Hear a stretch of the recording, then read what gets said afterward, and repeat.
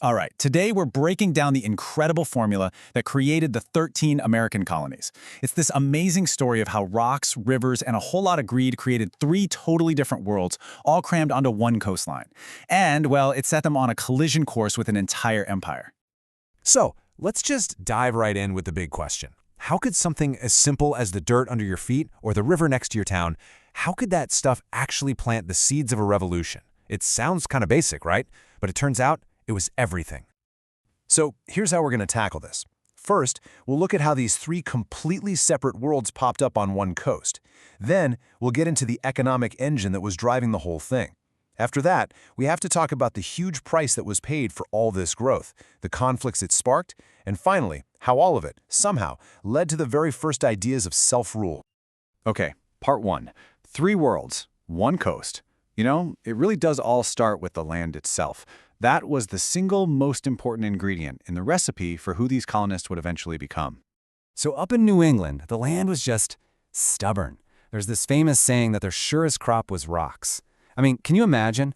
So this tough reality, it basically forced them to turn away from the land and look to the sea.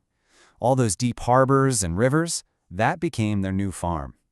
It led to this bustling economy built on fishing, whaling, and trade, and it was all powered by families, everyone pitching in to make it work. But then you go a little further south to the middle colonies, and it's a completely different story. Here, the soil was incredible. They had flat land, a nice long growing season, and because of that, they became known as the breadbasket colonies. They were just shipping out mountains of grain. And those huge forests, they fueled a massive lumber and shipbuilding industry, mostly run on the labor of indentured servants. And then you've got the South. The warm climate and the super-rich soil were absolutely perfect for a plantation economy. This world was built on these wildly profitable cash crops like tobacco and rice. But this entire system, this wealth, it could only exist because of the brutal, horrifying institution of chattel slavery, where enslaved Africans were treated not as human beings, but as property. Okay, so you have these three very different economic worlds. How did England manage to profit from all of them? Well, the answer lies in this one economic system called mercantilism. And what it basically did was treat the colonies like a giant personal farm and factory for the mother country. This system, mercantilism, it really only had one goal: make the mother country rich. It was pretty simple, really. The colonies would ship cheap raw materials, timber, cotton, stuff like that, over to England. England would then turn them into expensive finished goods, like furniture and clothing, and sell them right back to the colonists at a huge markup. It was totally a one-way street, with all the money flowing straight to London. And you can see right here how New England plugged into this machine. They sent over shipload after shipload of fish, whale oil to light lamps in London, and of course timber, which fueled both the powerful Royal Navy and the English economy.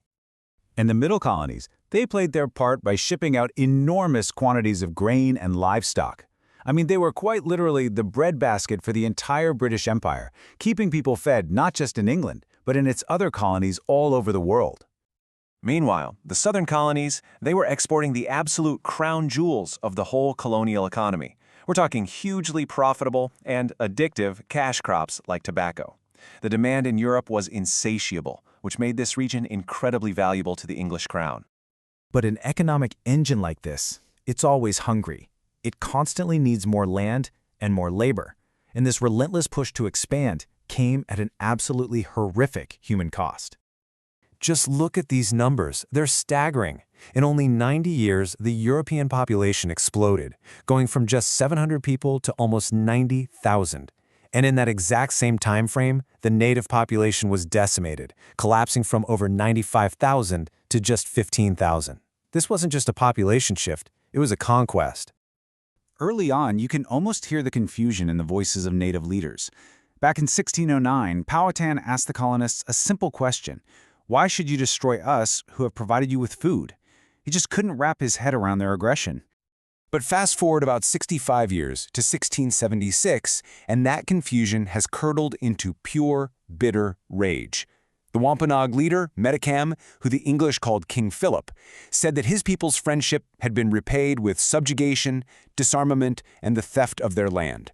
The time for asking questions was long over. Now, to work all this stolen land, the colonists relied on two very different systems of labor. For Europeans, there was indentured servitude. It was a temporary contract, you work for a few years, and then you're free. But for Africans, there was chattel slavery, a permanent, hereditary system forced upon them. And that word, chattel, it means personal property. Under this system, human beings and their children were legally owned, bought, and sold just like livestock. But this pressure cooker of expansion didn't just create conflict with Native Americans. It also started to pit colonists against each other, creating these deep, violent cracks between the wealthy elite and the poor. Bacon's Rebellion in 1676 is a perfect example of this. It's a really complex chain of oppression. You have these poor frontiersmen pushed west by the rich coastal elites. So now they're squeezed. They're facing conflict with Native Americans on one side, and on the other, they're being hit with high taxes from a government that they felt wasn't protecting them. So what did they do? They revolted, attacking both native tribes and the colonial capital itself. So all of this conflict, settlers against natives, rich colonists against poor colonists, combined with the simple fact that they were thousands of miles from England, it created the perfect conditions for a brand new, radical idea to start growing, the idea of self-government. Now, the crucial thing to get here is that the colonists weren't just inventing democracy from scratch. They were taking old English ideas, like the Magna Carta's limits on a king's power, and they were adapting them to their new reality. And this led to a massive innovation. They started writing it all down. First in agreements like the Mayflower Compact, and then in North America's first ever written constitution. And then thinkers from the Enlightenment, like John Locke, they came along and provided the intellectual firepower. His idea that a government is only legitimate if it has the consent of the people? Whoa, that was an explosive concept. For colonists who felt like they were being bossed around from an ocean away by people who couldn't care less about them, this was truly revolutionary. And ironically, England kind of helped this whole thing along with a policy they called salutary neglect, which is really just a fancy way of saying they mostly just left the colonies alone. For England, it was cheaper and easier, but for the colonists, being ignored was their first real taste of freedom. They got used to running their own show, and it turned out they really liked it. So when you put it all together, you've got three distinct worlds born from the land itself. An economic system designed to just drain wealth, constant and violent conflict, and this powerful new idea about ruling yourself. It really makes you wonder, doesn't it? Was revolution baked into the formula from the very beginning?